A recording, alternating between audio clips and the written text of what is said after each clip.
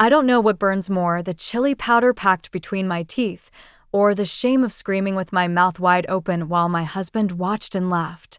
It was 5:17 a.m. The room still smelled of wet mop water, stale sweat, and the rusted iron spoon he used to shove the red dust deep into my gums. My body shook. My throat was closing. My eyes? They were bleeding again, not from injury, but from the raw inflammation that came when he ground that devil's powder against the inside of my cheeks like he was seasoning meat. He stood there, my husband of 48 years, with a smirk so wicked it could twist the devil's spine. Behind him, my only son, my baby boy, leaned against the doorframe, arms folded, watching like it was entertainment. My mother, the actress, he scoffed. How dramatic, Ma. It's just some spice. I was 73 years old, and that morning, I realized I had become nothing more than a joke in my own home. Let me take you back. I wasn't always like this. I wasn't born to be beaten, silenced, or used like a rag. My name is Clara Mayfield, born in Arkansas in 1952. I was a teacher, a wife, a mother, someone people came to for wisdom. But after I turned 70, I became invisible. And once invisible, I became disposable. When my husband, Gerald, retired, I thought we'd grow old in peace. But peace became a ghost. He grew bitter, cold, blamed me for everything, his weak legs, his failing sight, even his own regrets. Then came the day he introduced a rule: speak only when spoken to. The next day, he made me stand for 4 hours as punishment when I forgot. Then came the meals, oversalted, overspiced, shoved in front of me like garbage. And when I winced or coughed, he dragged me by the hair and forced chili powder between my teeth. My son, Thomas, came to stay after his divorce. I thought maybe having him here would make things better. But instead, he laughed, joined him, called me old rat, miserable cow, bitter crone. He held the door shut when I needed to use the bathroom just to teach me patience. He tied my wrists to the bedposts one night so I'd stop wandering. I wasn't wandering. I was crawling to find water after they refused to let me eat. No one knew. No one ever knows what women like me suffer behind pastel curtains and flowered quilts. But if you're watching this now, I want to ask you, have you ever felt trapped in your own home? Has your age become your prison? Tell me in the comments where you're from, and if anyone's ever made you feel invisible. Don't forget to like, subscribe, and share this story. There are so many Clara Mayfields in the world who need to know they are not alone, because what they didn't know was, I had already begun planning something they'd never expect. Not just revenge. A reckoning. There's a smell that never leaves the curtains in this house, a mix of old sweat, boiled vegetables, and cruelty. It clings to the furniture like a ghost no one can exorcise. I wash the fabric daily, hoping to scrub away not just the stains, but the memories pressed into them. But some things don't come out. It was Wednesday when Gerald decided I wasn't allowed to sit. You spend all day on your ass anyway, he said, chewing the corner of his lip like he always did when something vicious was about to come. Stand. And maybe, if you're lucky, I'll let you sleep sitting down. He took my chair away from the kitchen, removed the stool near the sink, even dragged the armchair out of the living room. Every room became a punishment. That evening, I stood for 9 hours, knees shaking like a fawn on ice. My legs burned. My back locked. But worse was the humiliation. That my son, my own son, sat on the couch eating fried chicken, watching me wobble as if I were some street mime. You're good at pretending, Thomas chuckled. Maybe you should have gone into theater instead of teaching. Your pain face is kinda hilarious. I wanted to cry, but I had learned not to give them tears. They liked the taste of them, like predators licking blood. Later that night, Gerald came into the room with a plastic bag. Put your hands out, he ordered. I hesitated, just for a second. He grabbed my wrist and twisted it hard, too hard for bones this old. Out of the bag, he pulled a coarse rope. He tied my hands, not tight enough to cut circulation, just enough to make sure I couldn't rest easy. Then he took one of my own scarves, folded it carefully, and tied it over my mouth. "I'm tired of the night whimpering," he said. "Maybe this'll make you quieter." He left me sitting upright on the floor, back against the wall, hands bound, mouth gagged. I sat in the dark, cold, hunched. Every muscle in my body ached, but none more than my heart. I remembered rocking Thomas as a baby, singing him lullabies while I stitched little dinosaurs into his blankets. Now he walked past me and tossed an empty soda can in my direction. "You missed a spot," he said. The next day, they didn't untie me until noon. By then, my mouth was dry, lips cracked. They watched me crawl to the sink like I was an animal. Gerald stood behind me, then whispered into my ear, "You're not a wife anymore. You're not a mother. You're furniture. And if you keep squeaking, I'll burn you out of this house." He wasn't always like this. There was a time, years ago, he used to kiss the back of my hand before dinner. Used to buy me lilacs from the church ladies' stand. But age brought out the monster. And monsters always think no one will fight back when they're old. But I had been thinking, plotting, waiting. I started saving scraps of food, hiding them behind the pantry wall. Not to eat, but to lure something. Something Gerald hated more than anything. I won't tell you what yet. But let's just say, the infestation started from the inside. One whisper, one crack in the wall, one secret the old woman knew that the monsters didn't. I was invisible to them now. But soon, they'd see me every time they looked over their shoulder. There's a sound your skin makes when it's pinched hard enough to rip. It's quiet, like paper being torn slowly, just beneath the surface. Gerald liked that sound. "You're not paying attention again, Clara," he muttered one morning while pretending to drink his coffee. He didn't even like coffee anymore. Just liked sitting there, waiting for me to mess up the eggs. Did I say stir clockwise or counterclockwise? I said nothing. My fingers trembled as I held the spoon. He reached forward and twisted the skin under my arm until I yelped. He smiled. "There it is. That's the noise. Like a bird caught under a tire." That became his favorite form of morning greeting, twisting the thin flesh beneath my arms, my neck, the insides of my thighs when I bathed. He said it helped him wake up. "And Thomas?" He started locking the fridge. "You're getting fat, Ma," he said with a laugh. "Don't want you dying of cholesterol before Dad finishes his game." Game. That's what they thought this was. I began to hide crusts of bread behind the loose wooden panel inside the cupboard. At night, I'd chew them slowly while they snored. I started writing words in the dust under the bed, messages only I could read. Because if I didn't talk to myself, I would forget my voice entirely. Then, one day, a miracle. A rat. A real one. Big, gray, and curious. It had found the crusts I left behind the pantry wall. Gerald hated rats. A deep, unhinged hatred. He once punched a hole in our garage wall trying to kill one. That night, I watched the rat nibble while I sat tied to the kitchen leg. And I whispered to it, "I'm not scared of you. I'm scared of the men who walk upright." The next morning, I opened the back screen just a crack. Just enough for a second one to come in. I didn't plan on hurting Gerald. No, not yet. But I did plan to break his comfort. To bring unrest into his kingdom. So I whispered to the rats each night. Left them scraps. Trained them. And they came. Not many. But enough. Enough to scratch. Enough to rustle. Enough to make a man already losing his mind unravel just a bit faster.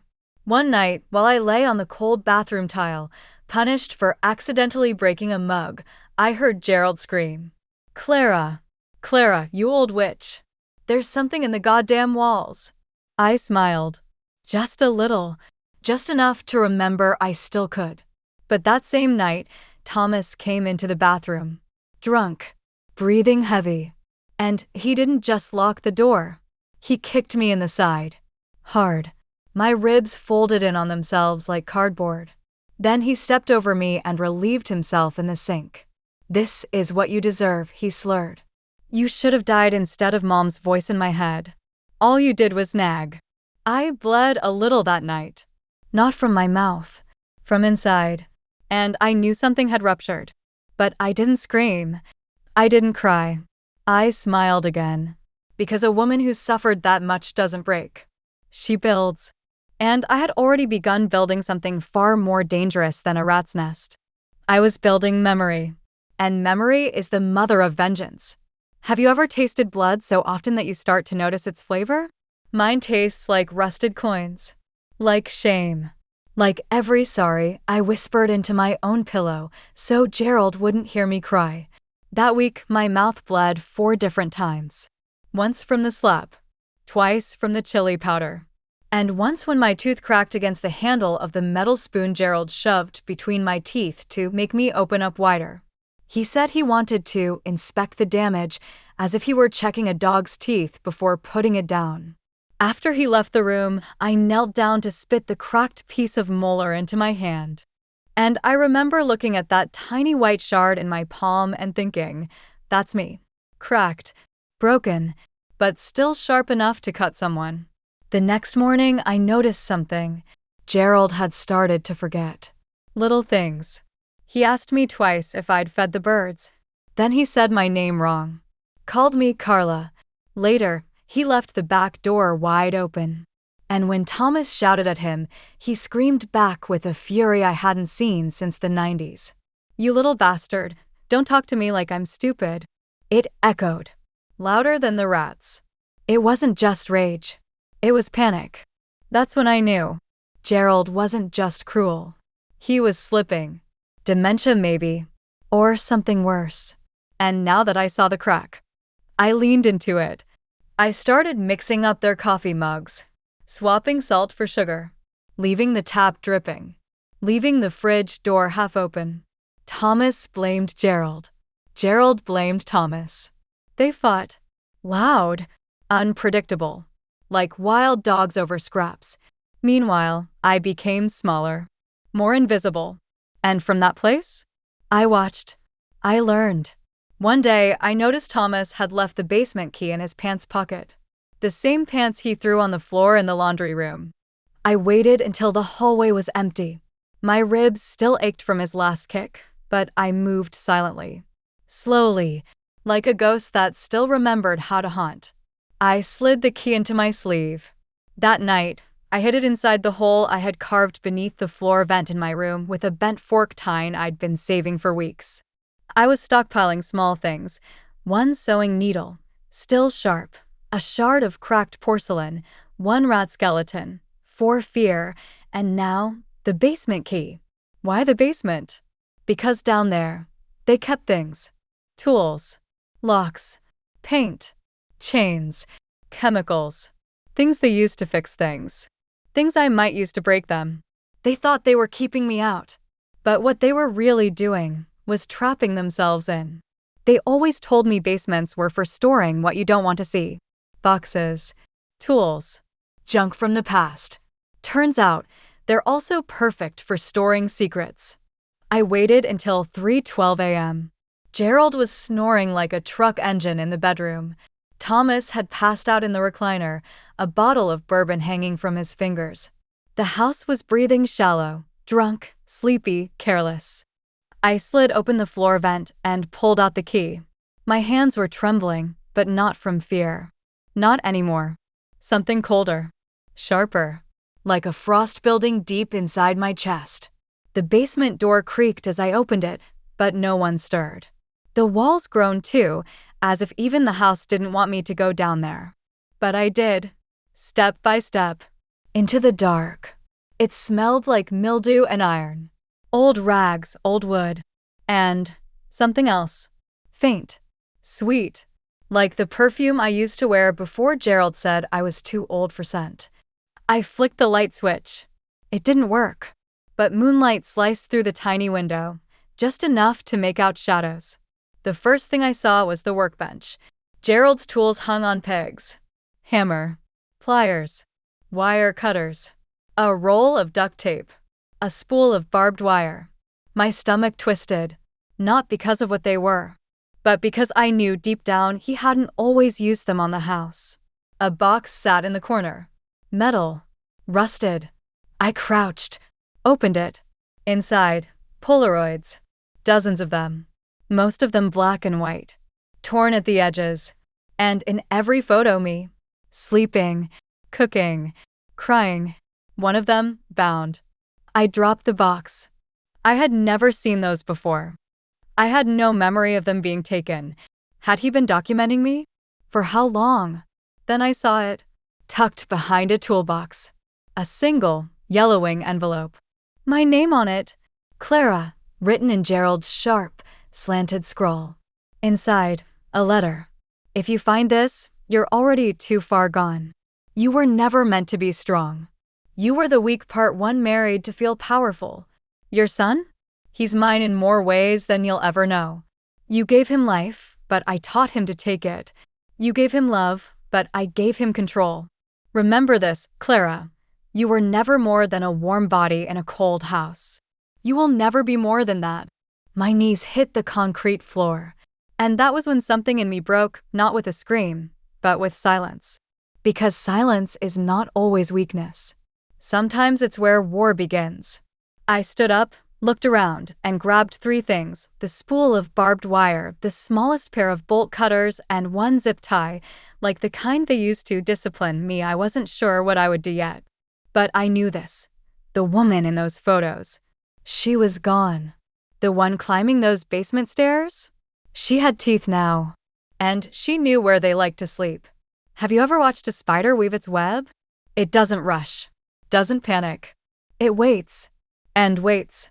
And one thread at a time, it builds its kingdom quietly, deliberately, until the prey doesn't even know they're tangled until it's far too late. That's what I started doing. Not with ropes. Not with poison. With silence. With knowing. With control. The barbed wire stayed hidden in the basement, for now. I wasn't ready. But the zip tie? That became my first test. Thomas had a habit of coming home and throwing his jacket on the floor. In the pocket? His phone, always. Face down, password protected. But one night, he got drunk, sloppy drunk. Left the phone on the armrest while he stumbled to the bathroom. I took it. I had 30 seconds, maybe less. And I only needed 10. I opened the voice recorder, pressed play. And what I heard, God help me. It was me, crying, screaming, begging. A recording. He'd been recording my punishments, playing them back, looping them. And in the background, Gerald's voice laughing. Open wider. She's a stubborn one today. I returned the phone, hands steady, heart still, because I had just found my first weapon. That night, I used the zip tie to lock their bedroom door from the outside. Just for 1 hour. While they were asleep. When they woke up and found it jammed, they blamed each other. Gerald accused Thomas of being high. Thomas called Gerald a paranoid old fool. I watched from the hallway and smiled. The next night, I unscrewed the fuse on the bathroom light bulb just enough to make it flicker. Then I moved the photos, the ones from the basement. Just one, onto Thomas's nightstand. He found it. He went white. Where the hell is this from? He shouted.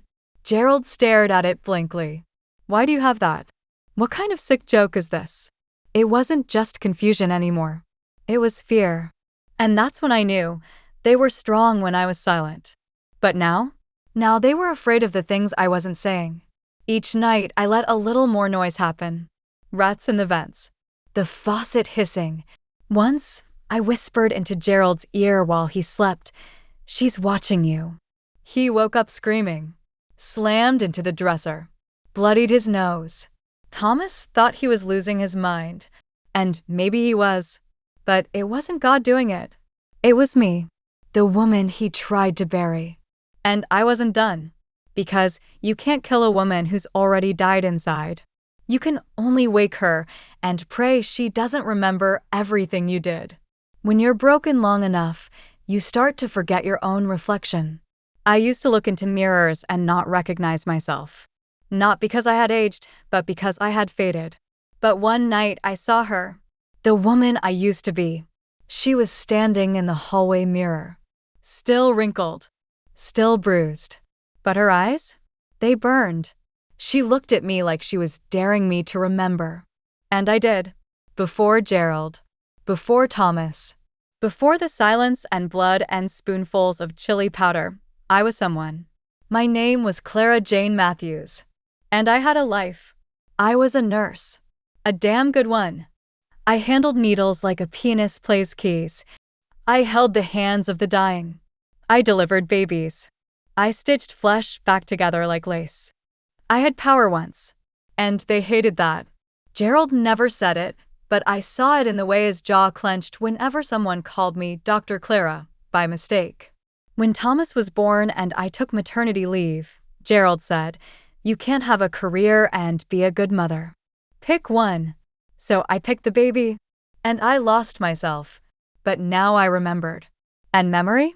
It's gasoline when rage is already burning. I went back into the basement. This time, with purpose. I pulled out the box labeled tools, sharp. Inside, scalpels, old surgical scissors, tweezers, and one syringe. Sterile. Still sealed. It whispered to me like a long-lost friend. I didn't want to hurt them yet. That would come later. No, first, I needed to scare them the way they had terrified me for decades. I sterilized the needle, filled it with water, and left it sticking out of Gerald's arm while he napped in his chair. When he woke up, he screamed. Thought he'd been drugged. Thought someone broke in. Thomas yelled at him to calm down. Gerald slapped him. They fought, shouting, cursing, until Thomas screamed something I never thought I'd hear. "You're not even my real father." The house went silent. Gerald's face turned pale. "What did you say?" Thomas's eyes darted to me. "Nothing. I didn't. She probably said something to mess with my head." Gerald stared at me. His hands trembled. "What did you tell him?" I didn't answer. Because the answer would break both of them. And breaking them was exactly what I was planning. You see, the biggest secret of all wasn't what they did to me. It was what I'd let them believe. And soon, they'd realize. I've known their worst sins. I've carried them like stones in my belly. But now, I'm laying each stone down carefully, loudly, one by one, until the weight crushes them the way they once crushed me. When you've lived in a house long enough, you stop hearing the walls. But now, they were screaming. Gerald and Thomas didn't speak to each other for 2 whole days. Thomas was drinking earlier than usual, muttering under his breath. Gerald kept pacing, locking windows, checking his blood pressure. I watched from the kitchen window like a ghost they couldn't see. They thought they were unraveling because of stress. Or guilt. But it was because I had taken the silence they fed me for years and turned it into a knife. The syringe in Gerald's arm was just the start. Next came the pills. Gerald was meticulous with his medicine. Lisinopril at 7 a.m. Amlodipine at 7 p.m. But one night, I replaced the labels. He took his blood pressure meds twice in the morning. Skipped the sedative at night. His head started pounding. He saw colors. His heart raced. He accused Thomas of tampering with his meds. Thomas laughed in his face. "Maybe you're just getting old man." Then, on a cold Thursday night, I pulled the trigger that shattered their world. I found the old birth certificate, Thomas's, and I slipped it under his pillow. I don't know what I expected when he found it, but what I heard was a roar. Thomas stormed down the hallway, screaming, gripping the paper like a blade. "You said I was yours. This says Father Unknown." "Why does this say Father Unknown?" Gerald tried to grab the paper. "Where did you get this?" "That's not real. Clara probably forged it." Thomas slapped him. Full palm. Right across the face. The sound was like glass shattering. "You lied to me my whole life." Thomas cried. "I beat her for you. I hated her because of you. And I'm not even your blood." Gerald staggered back. Speechless. Like an empire crumbling. I stood at the end of the hallway. Silent. Still. Both of them turned and looked at me. But this time, they were afraid. Not of what I might say, but of what I'd known all along. Because the real father? He was a kind man. A poor man. A man I'd loved before Gerald trapped me. And Gerald knew. That's why he beat me. Why he used Thomas as a weapon. He had been trying to erase the truth. But now it was written on paper, in blood, in silence. The next morning, I left another envelope on the table. Inside, a copy of the hospital report. From the night they'd shoved chili powder into my mouth until my gums bled and my eyes swelled shut. They told the ER I fell down the stairs. But the truth was right there in ink. Patient reports internal burning. Residue of capsicum annuum detected inside oral cavity. Pattern inconsistent with fall. Thomas read it first. Then he vomited into the sink. I stood in the doorway, arms crossed. How's it feel? I asked softly, to taste what you've done? They didn't answer. Because the worst part wasn't that I'd found the report. It was that I'd kept it. For years. Waiting. Just like the spider waits for the fly. I once believed the worst pain came from fists, from fire, from burning eyes and bleeding gums. But no. The sharpest knife is shame, and it slices deepest when it's done in front of others. I used to stay quiet in church. I sat in the back. Wore long sleeves, even in the summer. Smiled when spoken to. Everyone called Gerald the good husband. Thomas? Such a devoted son. And I let them. But not anymore. It was the first Sunday of the month, the church potluck. A perfect, sunny afternoon. Fold-out tables, paper plates, casseroles with names scribbled in Sharpie. Gerald and Thomas stood beside me, all fake smiles and God bless you, S. But I had a gift prepared. I waited until the pastor raised his hands for prayer. Until everyone closed their eyes. Then I slipped away and walked to the lectern. Before we pray, I said, loud enough to hush the room, I'd like to say something. Eyes opened. Forks dropped. Gerald's jaw clenched. Thomas looked like he'd seen a ghost. I know many of you have prayed for our family, I began. For our strength. For our happiness. But I need you to understand something. I reached into my purse and pulled out the manila envelope. Inside were photos. Medical reports. The birth certificate. Proof. And I didn't need to say much. I just laid them on the podium. Page by page. Gasps. Whispers. A few people stood up, stunned. Others shook their heads in denial. Clara, Gerald hissed, stepping forward, voice trembling. What do you think you're doing? I looked him dead in the eyes, opening the curtains. The pastor's wife was the first to speak. Is this real? I nodded. Every scar. Every scream. Every silent night of torture while y'all praised him for being a family man. I thought God was punishing me. But no. I was just married to a monster. Then I turned to Thomas. And you. My son. My blood. You said you'd protect me once. You lied. You became your stepfather's shadow. And shadows can't love. He looked down. Couldn't meet my eyes. Not this time. I didn't wait for applause. I didn't wait for anyone to hold me. I walked straight out of that church, leaving behind a silence they couldn't escape from. For once, they were the ones who had to answer questions. Neighbors started looking at them differently. No more nods at the gas station. No more dinner invites. Just long stares. Whispered rumors. Doors closed a little faster. That night, Gerald raged. Threw a glass against the wall. Called me a vindictive hag. Thomas drank until he collapsed in the hallway. I stepped over him. Just like he used to step over me when I cried on the floor. And for the first time in years, I sat at the kitchen table with a hot cup of coffee. Alone. Safe. Proud. Because I hadn't needed fists. Or knives. I'd needed truth. And now it was theirs to choke on. People forget that the woman they beat was the same woman who once paid the mortgage. Who memorized every lock, every fuse box, every creaky step. They turned the house against me. Now I'm turning it against them. It started with the locks. Gerald always kept the keys in a kitchen drawer labeled emergency. I took them, replaced them with decoys, changed the locks while they slept, The next morning, when Thomas tried to step out for beer, he twisted the doorknob and growled, "Why the hell is this locked?" I sipped my tea at the table. He shook it again, harder.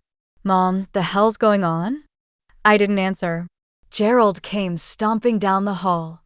"Clara, open the damn door." "I didn't lock it," I said. "It just doesn't open for monsters anymore." Thomas pounded his fists. "This isn't funny."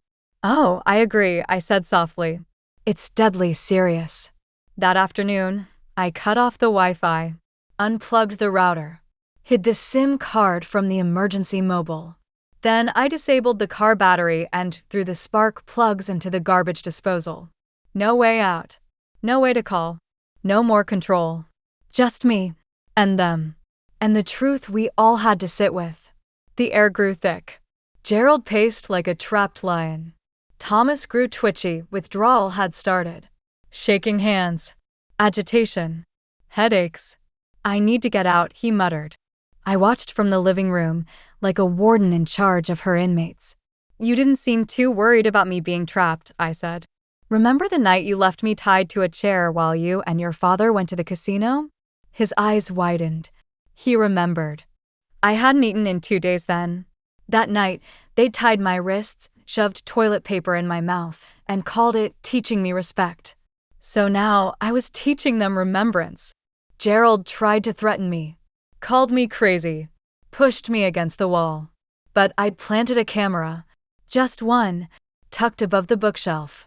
Red light blinking, recording everything. I whispered, "Hit me again, and I'll send this to every neighbor, every church board, every veterans club you ever grunted at." He stepped back like he'd touched fire. I had no intention of sending it. Not yet. But he didn't know that.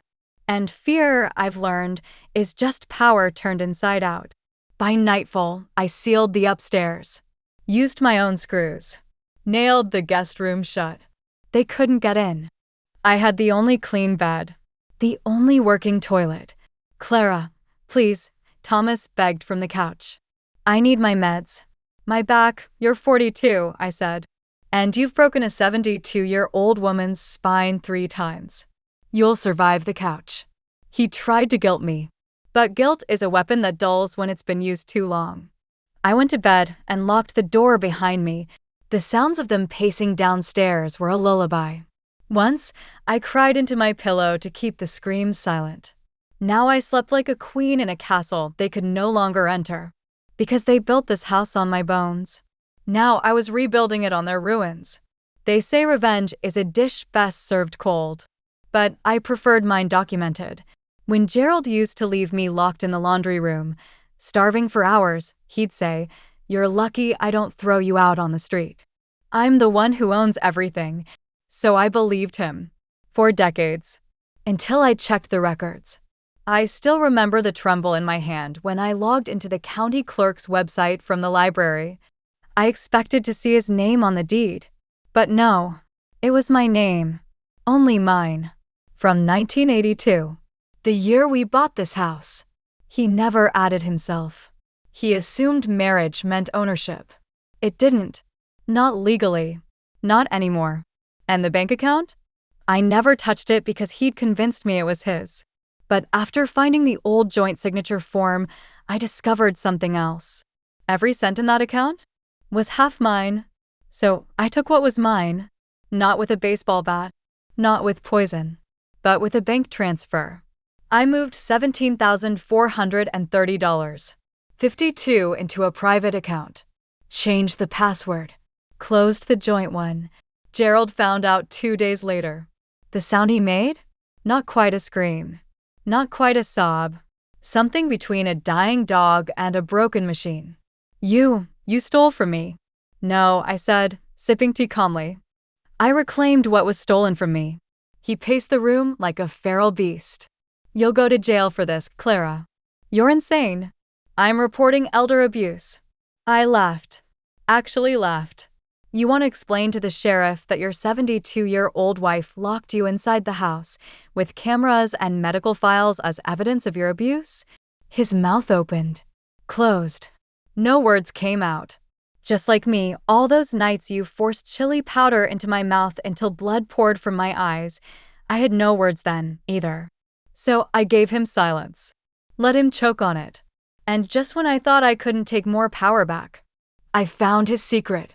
A small, beige envelope hidden in a hollowed-out dictionary. Inside? A certificate.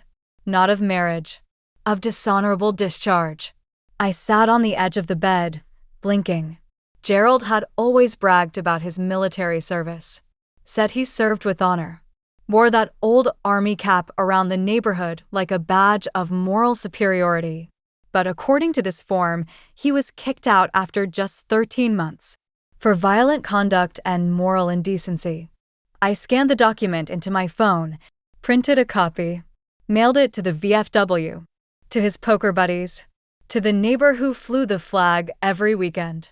The next time he stepped outside, just to catch a sliver of sunlight, no one waved. Someone spit near the mailbox. He came inside with shaking hands. "What did you do?" "Just told the truth," I said. "Because the truth is a mirror. And some men deserve to shatter when they look into it." Thomas watched all this quietly. He was unraveling. Withdrawn. Pale. He hadn't hit me in days. But I wasn't fooled. Guilt isn't transformation.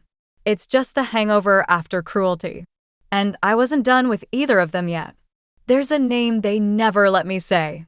A name they buried deeper than bruises, deeper than the basement where they locked me. But the dead don't stay silent forever. Her name was Marianne. And once she was my daughter. My firstborn. Before Thomas. Before Gerald.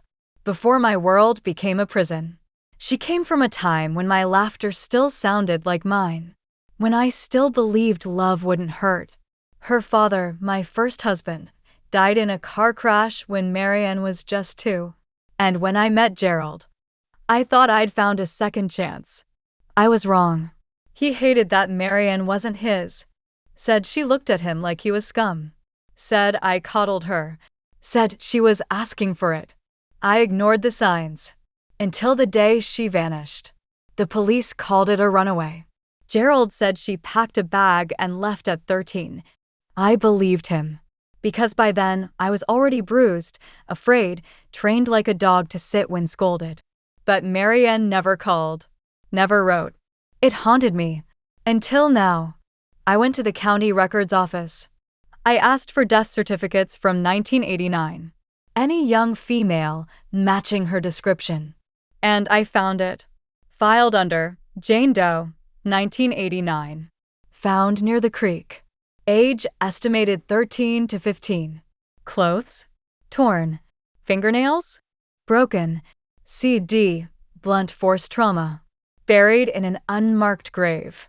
They'd kept her necklace, rose-shaped locket with Mommy's Girl engraved. I knew it before I saw the photo. It was her. And suddenly, every sleepless night, every punch, every scream, none of it compared to the storm in my chest.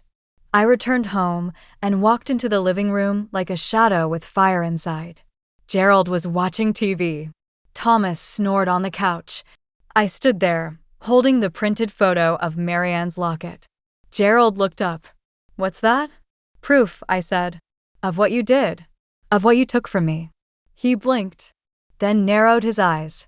"I told you she ran away. She was a brat. You buried her." My voice didn't shake. "You killed her." Thomas stirred. Sat up. "What?" "Mom, what are you?" I turned to him. "You were 8. You knew. You saw her crying that night. You asked why she wasn't at breakfast the next morning." He looked lost. Dad said, "She ran away." Like I was always falling? I snapped. Like I always burned myself on purpose? Like I deserved what happened? He didn't answer. Because truth, when spoken loud enough, makes cowards speechless. I showed them the file, the report, the locket. Then I did what they never expected. I packed a small bag, took the keys, walked toward the door. "Where are you going?" Gerald barked. "To visit my daughter's grave," I said. "And when I get back, I'll decide whether your names deserve to be on any stone at all." Thomas stood up. "Wait, please." You don't know everything. Oh, I smiled. But I do. And now the world will too. I left them standing in silence. Because they weren't men anymore. They were just ghosts in the daylight. And I was no longer afraid of the dark. The cemetery was quiet. Too quiet. The kind of quiet that hums in your bones and begs you not to dig deeper. But I had no choice. Not anymore. I stood over the patch of earth marked unknown, 1989. A plain gray stone, crooked, with weeds curling over its edges. It wasn't worthy of her. My Marianne. 13 years old. Too brave. Too bright. Gone before her life had even begun. I knelt. The ground was damp from last night's rain. The mud soaked through my knees. I didn't care. I reached into my coat pocket, pulling out the locket photo. Held it over the grave. I found you, I whispered. I'm sorry it took so long. Mommy's here now. And for the first time in over 30 years, I let myself sob. Not silently. Not behind a locked door. I screamed into the wind. But as I placed the photo down, my hand brushed something strange in the dirt. Not a rock. Not a weed. Something flat. I dug gently. My fingers trembled. A small, rusted tin box emerged from beneath the soil. Sealed tight with old duct tape and fingerprints faded by time. Inside it was a single, folded paper. Yellowed. Fragile. I opened it slowly. It wasn't police evidence. It wasn't a report. It was a note. And it was addressed to me. Mom, if you ever find this, I hope you believe me. I didn't run away. I didn't steal. I didn't lie. He came into my room that night. Again. Thomas saw. But he turned away. I tried to scream, but he told me if I did, he'd hurt you. I think he already has. I'm going to try to get out through the woods tonight. If I don't make it, please, tell someone. Tell them it wasn't my fault. Tell them I was good. Love you always. Marianne. I read the note 4 times. Each word felt like a blade in my chest. Gerald didn't just kill her. He violated her. Repeatedly. And Thomas. My own son. He saw. He saw and said nothing. All these years, I'd buried Marianne under grief, under memory, under shame I didn't even realize I carried. But now, I had the truth. And the truth is power. Especially when you're no longer afraid to use it. I returned home after dark. Thomas was pacing near the front door. His eyes widened when he saw the box in my hands. Mom, what is that? Your sister's voice, I said coldly. From her grave. I tossed the letter onto the table. He picked it up, skimmed it. His face went pale. She's lying, he said weakly. She was confused. Dad said. I grabbed his wrist. Harder than I ever had in my life. You watched him take her innocence. And then you watched him beat it out of me for 30 more years. Tears welled in his eyes. I was a kid, he stammered. I didn't know what to do. He said he'd hurt me, he said he'd kill you, and you let him, I whispered. Every time. He dropped to his knees. I'm sorry. I swear to God, I'm sorry. Let me make it right. But there is no right after what they did. Only punishment. I walked into the kitchen, pulled open a drawer, took out the same duct tape Gerald once used to bind me. Thomas's eyes widened. Mom, please. Please don't. I'm not going to kill you, I said. I'm going to keep you alive long enough to feel what it's like to be forgotten. Alone. Powerless. I motioned toward the basement. Get in. He hesitated. I said, get in. He obeyed. I locked the door behind him. No light. No food. Just the echo of his own guilt in the dark. Gerald would be next.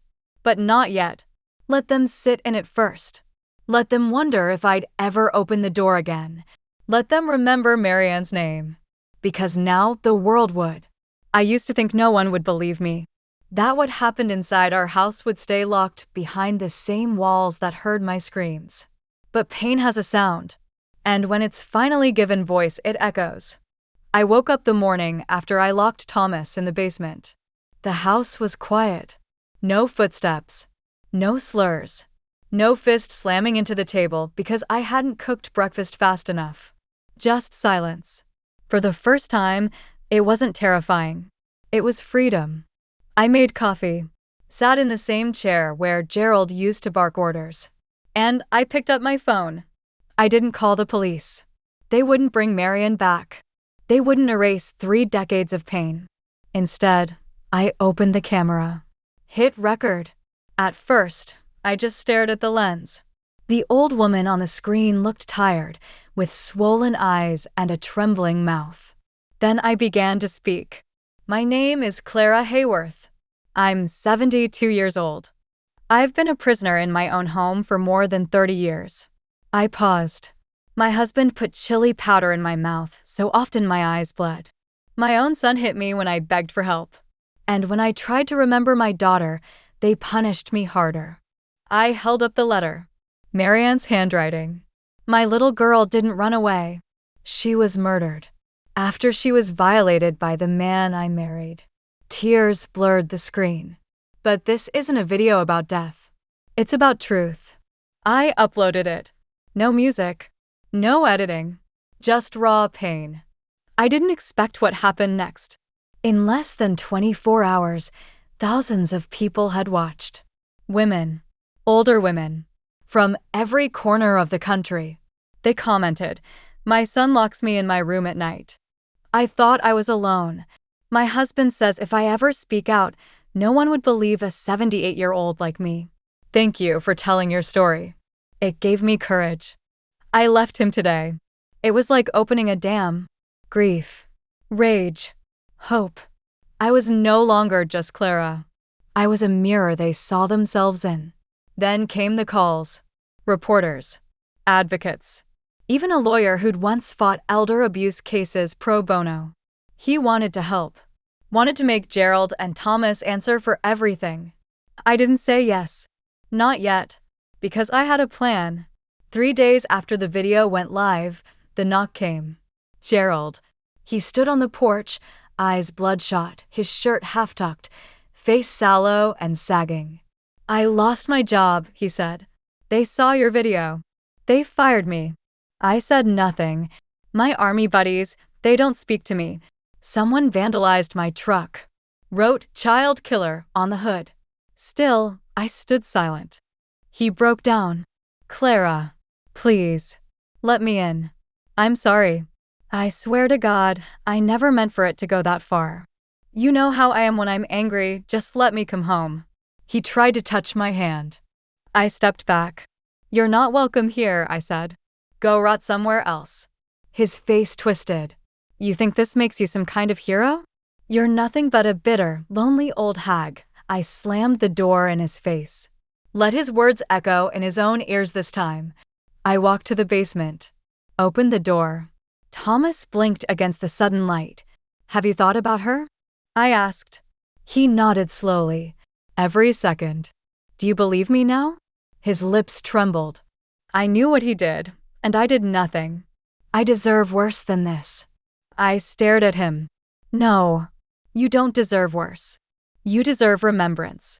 A scar so deep it follows you to your grave." Then I shut the door again. He could sit a few days more. I wasn't done. Not until every woman like me knew she wasn't crazy. Not weak. Not alone. I hadn't seen her in 26 years. Gerald's mother, Lorraine. I remembered her as sharp-eyed, always with a glass of ginger ale in hand and a stern tongue no one dared challenge.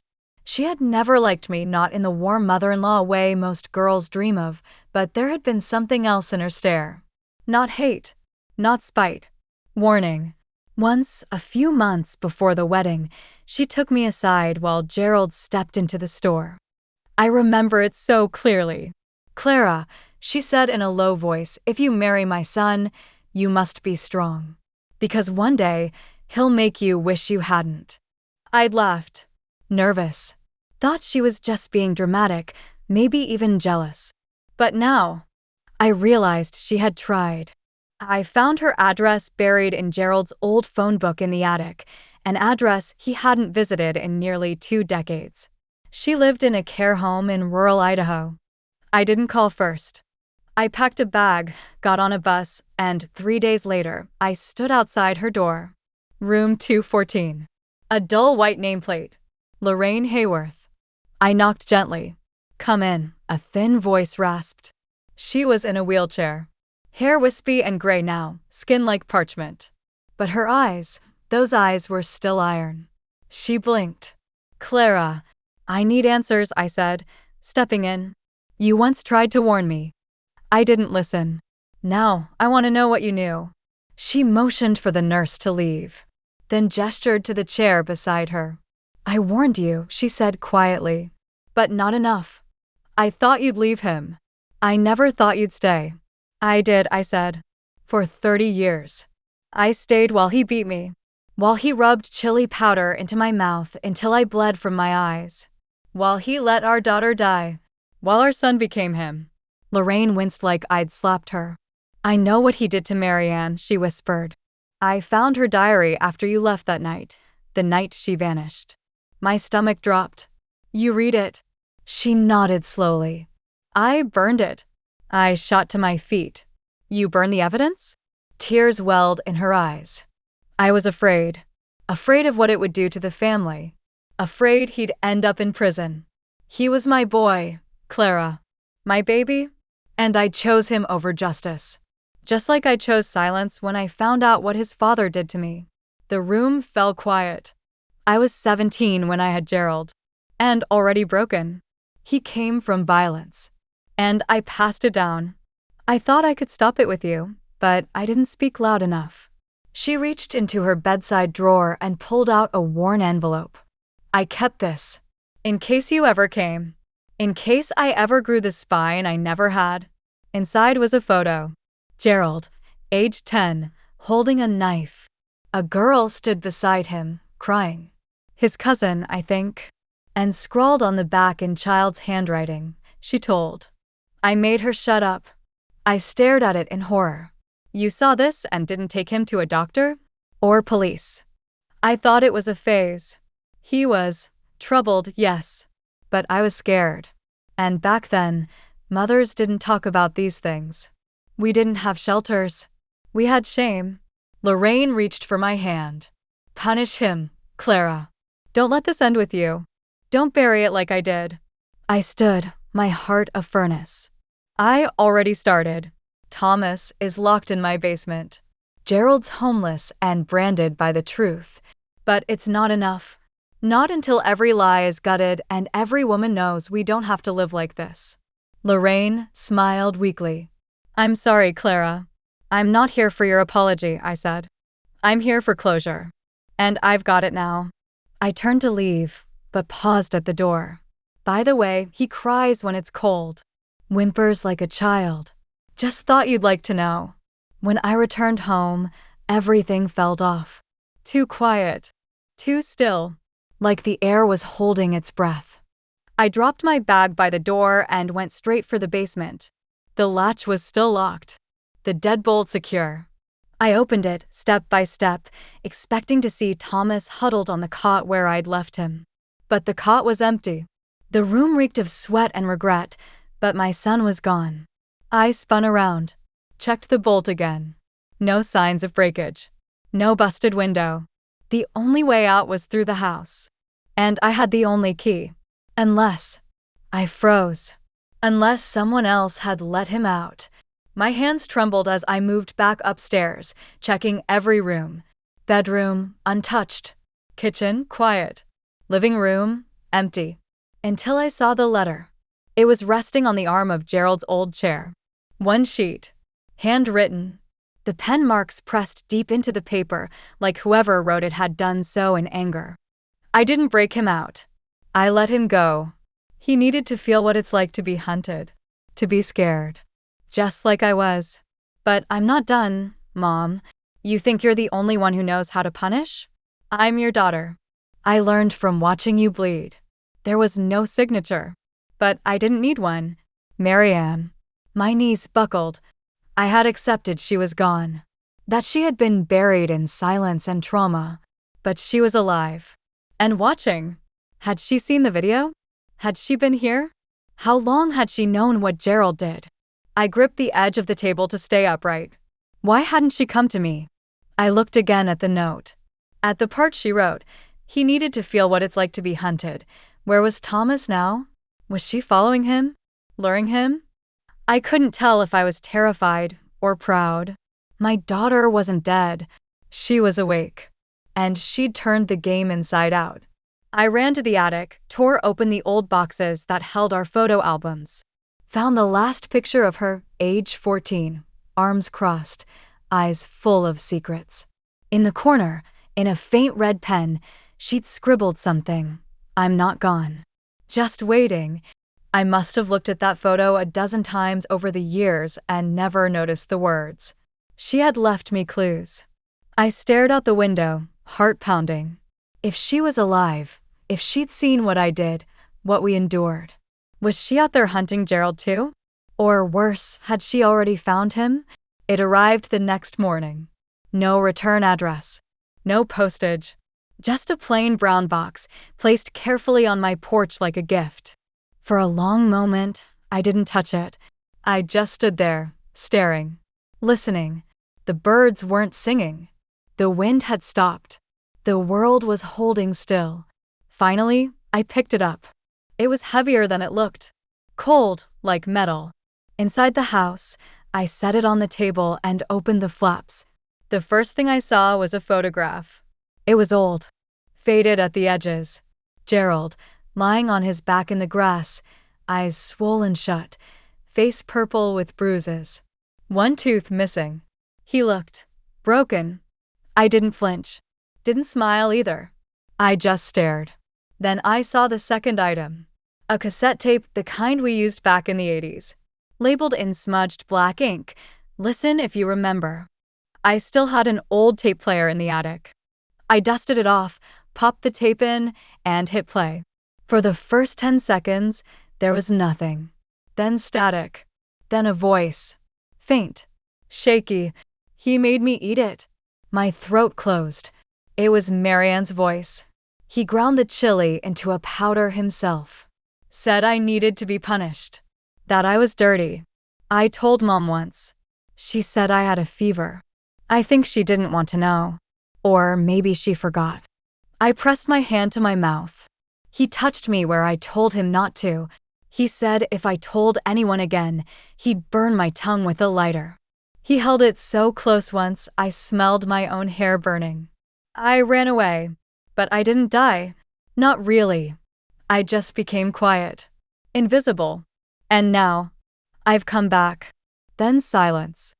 I dropped the player on the floor. That tape wasn't just a message. It was a time capsule of a childhood destroyed and a war still raging. Then I saw the last thing inside the box. A small wooden figurine. It was the dollhouse man Gerald carved years ago, meant to be Daddy for Marianne's toy set. But this one had something new. Its eyes were gouged out. Its mouth smeared in red paint. On the bottom was a single carved word, judged.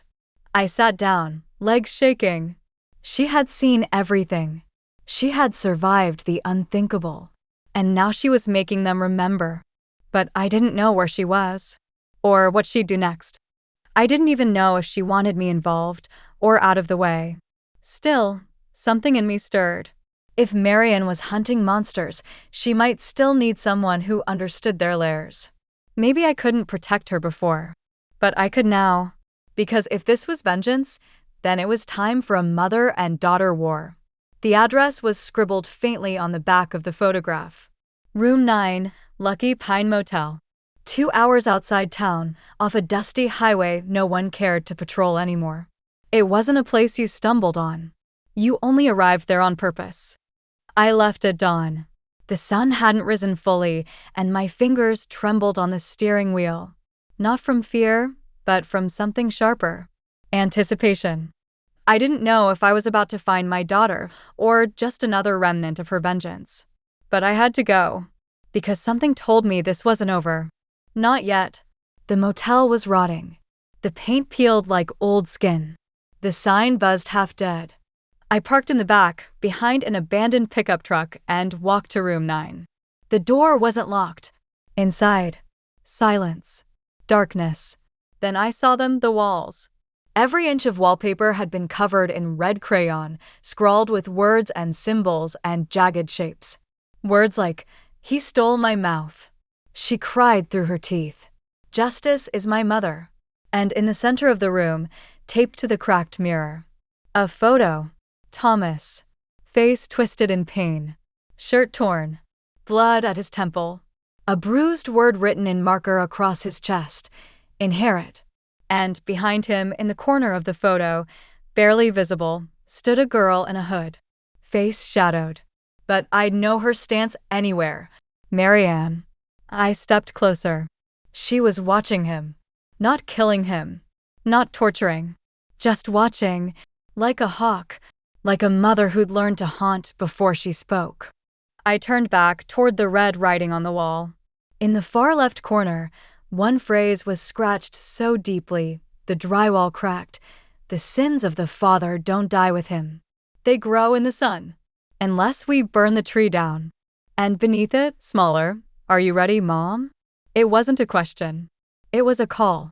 I didn't know where she was going next. But I knew this. She wanted me to follow. She had left breadcrumbs not just for revenge, but for me. Maybe she didn't hate me. Maybe she knew I had looked away too long, but maybe she still believed I could help end what I failed to stop. I walked out of that room, the red words burned behind my eyes, and whispered into the wind, "Yes, baby. I'm ready." The letter came in a plain white envelope. Typed. No name. Just one line. Lantern Hill. Where it all started. Come alone. I didn't need a map. Lantern Hill was the place Gerald used to take Marianne for quiet talks.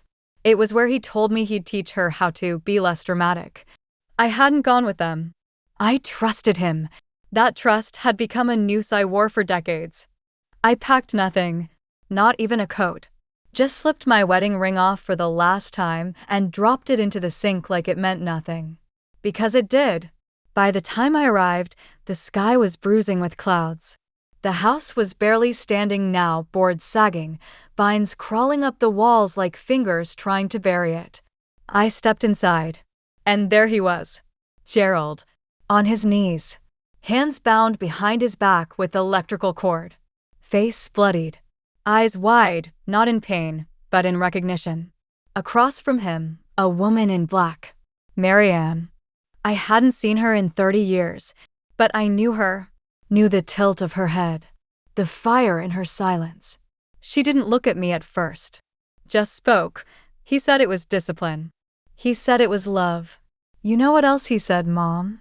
She turned to me slowly. He said you'd never believe me. Tears filled my throat. "I'm sorry," I whispered. But she raised her hand. "Don't. This isn't about forgiveness." Not yet. She stepped back and handed me a small, rusted tin. I opened it. Inside was a tiny sachet of red chili powder. Old, dried, but the smell slapped me like a ghost from a grave. Gerald moaned. Marianne nodded toward him. "He used it to control you. He used it to silence me. Today we end that." I knelt beside him. He looked up, eyes pleading. "Clara, please. I'm sorry. I was sick. I didn't know what I was doing." I pressed the sachet against his lips. He jerked away, but I wasn't going to pour it into his mouth. No, that would be too merciful. Instead, I took a deep breath, looked him dead in the eye, and whispered, "You're going to prison." His mouth dropped open. Marianne smiled faintly. "I recorded everything," she said, holding up a small body cam. "Every confession. Every moment. And your son, well, he's already in custody. Caught trying to bribe a guard for your old pills. The police will be here in 7 minutes." I stared at the man I once loved. The man who made me taste pain every morning like breakfast. The man who made me believe my own screams were exaggerations. He opened his mouth to beg again. I raised my voice. "Don't." Then I stood, walked outside, and let the thunder wash over my skin. From behind me, I heard Marianne speak softly. "Justice didn't forget you, Mom. I didn't either. And for the first time in 3 decades, I felt whole. Before I begin, let me ask you, have you ever kept a secret so long it rotted inside you? Have you ever smiled through bleeding gums? Or apologized while someone shoved your face in pain? If you have, I see you. I am you. My name is Clara. I'm 74 years old, and I was silent for too long. Please like, comment, and subscribe if this story touched you. And tell me in the comments below, where are you from? Have you faced something you never dared to speak? Do you know a woman like me? Tell me. I'm listening now. The courtroom was packed, not just with lawyers or family, but with women. Old women. Some in wheelchairs. Some with canes. Some alone. Some whispering to each other like survivors of the same hidden war. Gerald sat in a neck brace. Beside him, my son Thomas in cuffs. He didn't look at me. He couldn't.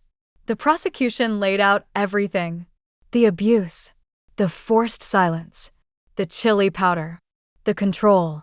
The wounds they left, not just on skin, but on identity. Then it was my turn to speak. I stood. I looked them both in the eyes. Then I turned to the gallery. And I spoke. My name is Clara. I'm married at 18. I believed obedience was love. I believed silence was safety. But I was wrong. He made me eat raw chili powder until I bled from the eyes and nose. Until my screams sounded like whispers. My son watched. Sometimes he helped. Sometimes he laughed. I stayed. Because I had nowhere to go. No one believed me. Because women like me, old women, we are invisible. But today, I want to be very visible. I want every woman who has ever bled behind closed doors to know, you're not crazy. You're not weak. You're not done. They taught me fear. I taught them consequence. And when they begged me to save them, I chose justice instead. I forgave them, but not before I made them remember what they did. I forgave them not because they deserved peace, but because I did. The judge stared. The jury cried. My son wept like a child. Not because he was sorry, but because he was caught. The sentence came like thunder. Life imprisonment for Gerald. 30 years for Thomas, no parole. Mary Ann and I left together. Hand in hand. That night, we didn't cry. We didn't talk about the past. We sat on the porch and watched the stars. And for the first time in decades, I didn't feel afraid of the dark. If this story touched your heart, please like, comment, and subscribe. Share your story with me. Where are you from? Have you seen cruelty hidden behind a smile? Are you still waiting for your voice to be heard? Now's your time. Speak. Because silence may protect them, but truth saves you.